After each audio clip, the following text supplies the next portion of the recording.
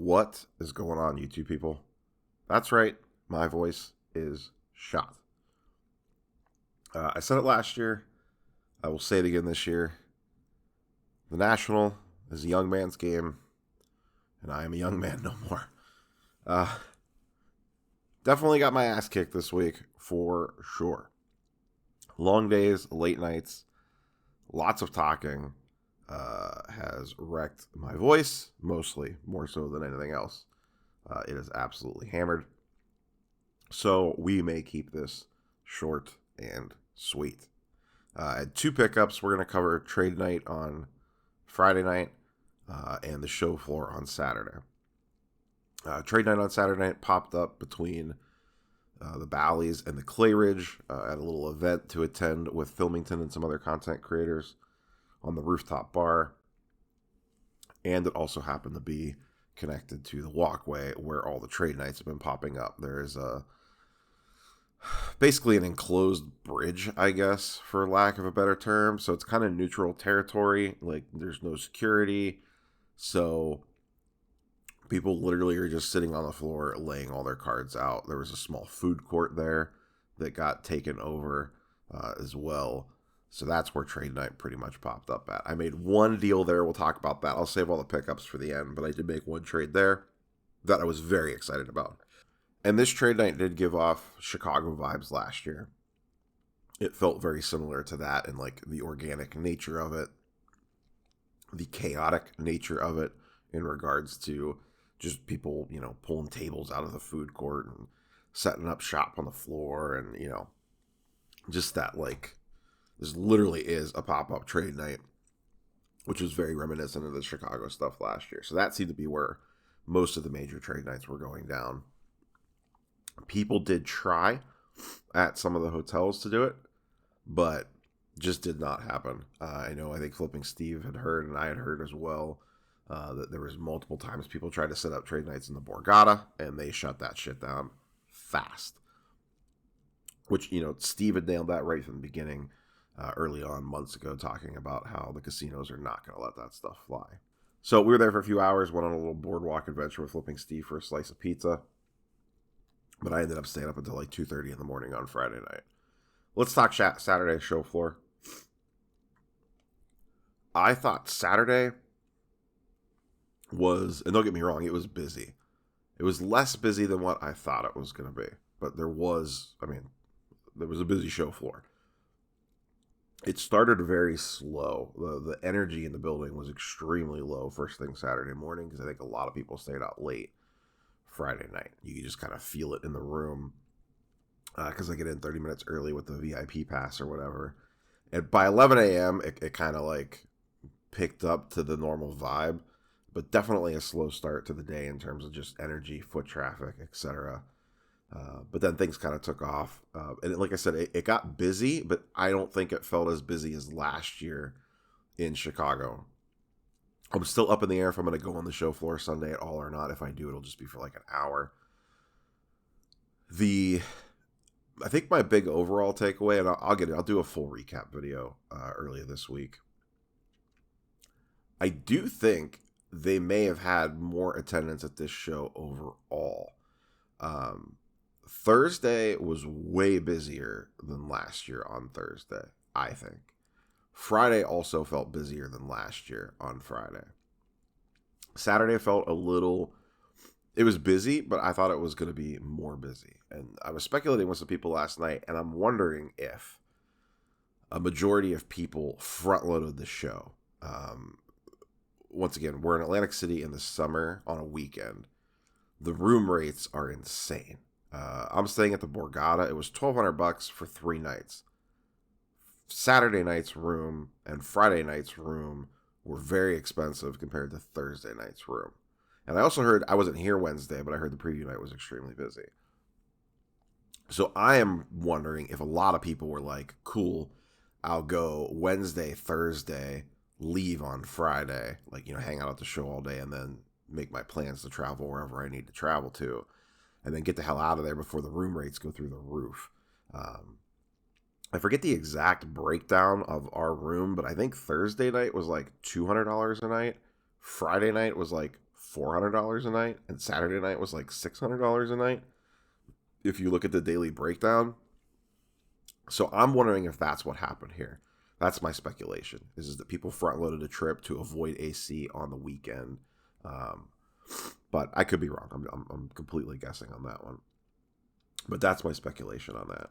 Well, the battery died in the camera, so if the angle looks a little bit different, that's what happened there. I don't remember what I was talking about. Oh, the Saturday early week shenanigans. But Saturday ended up being pretty busy. What I've been saying for this show and really the last couple shows that I've attended is it seems to be carrying through the day. I talked to a lot of dealers on Saturday, more so than earlier in the week, just kind of like, hey, how's the show going? You know, that sort of stuff. And the dealers that were priced correctly had very good shows. People were spending if the prices were correct. If dealers were willing to work off of current market conditions, people were buying. If dealers were not, they were not buying. Dealers were generally buying at 65 to 70% of comps, but being extremely picky on what they were buying. Also, I had heard that trading was near impossible unless you had, you know, something super crazy that they really, really wanted. Not, you know, a Silver Luca or a Zion or a low pop, whatever, wasn't going to get the job done. A lot of people were looking for on-card autos of, you know, like Jordan, Brady. Like I heard multiple dealers be like, unless you have something Jordan, Brady, et cetera, like those types of guys, they didn't even want to look at trade stuff in some cases. And a lot of dealers, it was funny. You walk around and it was like they have signs up that they're buying because it's like their generic pop-up sign or whatever, and you would ask them and be like, no, we're actually not. Names that were hot. Once again, I'll probably deep dive into this a little bit more in the show recap, but just to give you a quick idea, Lance, Hurts, Tua are actually three of the hotter names at the show, even more so than Herbert and Burrow. The general speculation amongst dealers and just other people that I talk to is because stuff's not as baked into them, so their price point, their entry point's lower with more upside to blow up. Now, I personally think all three of those guys are pretty risky overall. All of them have some issues. As sad as it might be, Tua might be the safest from an actual like NFL perspective, but I'd have to think about that one a little bit. But those on the football side, those are the three names that were pretty trendy. Baseball, Julio Rodriguez, a lot of people were asking for. Soto, Otani, because they're kind of in the trade news. So people were a little hot on their heels for that. I heard Adley Rutschman, the catcher from the Orioles, was pretty popular as well on the show floor. Basketball, I didn't hear as much in regards to who everyone was looking for on the basketball side. It was mostly football, you know, once again, kind of dominates the show because of the time of the year. So once again, I'll do a full recap of all this once I get back. I also had some fun interactions, and I'll get into the pickup video, obviously, with the people that watch the channel, other content creators. Again, met a lot of cool people, and then also had some fun run-ins. My wife and I were out to dinner on Saturday night, and Lawrence Taylor was playing the slot machine next to us. We shared an elevator with Emmett Smith, and I got to meet Reggie Jackson briefly. I did an autograph signing through TriStar for a friend of the family that wanted a Reggie Jackson signed ball, so I got that done at the TriStar booth. They were a little disorganized. It's an interesting process that they have going over there. It's my first time dealing with that. Got a little bit of a late start, but their line queue system works pretty good, so you don't have to you could still roam around the tables in that general vicinity and wait for your number to be called and then go up there. And the line moved pretty quickly once you're actually in line, so it was a fairly smooth system once it actually got rolling. So let's get into the individual deals that I made. It's only two cards. The one that I traded for at trade night and the one that I purchased on Saturday walking the show floor, getting my stuff mixed up. Here's just to show it off real quick. There's the Reggie Jackson signed ball. Very nice guy. Very, very nice guy. Emmett Smith was very nice too. I didn't bug him for a photo op or anything like that. Dude was just trying to get back to his hotel room at 1 o'clock in the morning. Trade night pickup. This is a spicy one. I'm really overall. I've had a great show card wise, and really all wise. You know, social stuff's been absolutely fantastic, but card wise, I feel like I really crushed it. Once again, I'll do a full recap once I get back and give these cards their due justice with proper lighting and proper camera equipment. But Walked trade night floor, saw this card, and it was funny. My wife was with me, and one of my friends, Jeff from back home, who sets up at a lot of local shows, was there as well.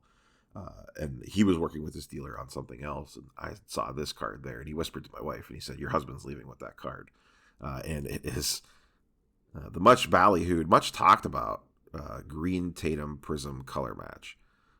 Obviously, I am a huge sucker for color match. I adore this card. I've talked about this card a bajillion times over the years. And there was a recent comp on this for $1,100 and a BGS 9.5. So we agreed on that for the price. I honestly didn't check subgrades on that. I probably should have, but it's going to swing at maybe $100. So I moved for this, the Herbert Blue Scope PSA 10, the Baker Mayfield RPA booklet out of National Treasures, and $200 cash. The Herbert had been going for about $600. The Baker had been going for about $225 to $250, and then I kicked in $200 in cash to get to $1,100 on the comp on this. I know a PSA 10 just recently did like 17, 18, maybe even $1,900 on one of these, but I honestly feel like for a non-auto card or non-RPA or whatever, this is his best card. I think it's by a mile. This is his best card. So that was that. Very excited to have this one. Like I said, I really feel like I kind of crushed the show in regards to the cards that I picked up and found.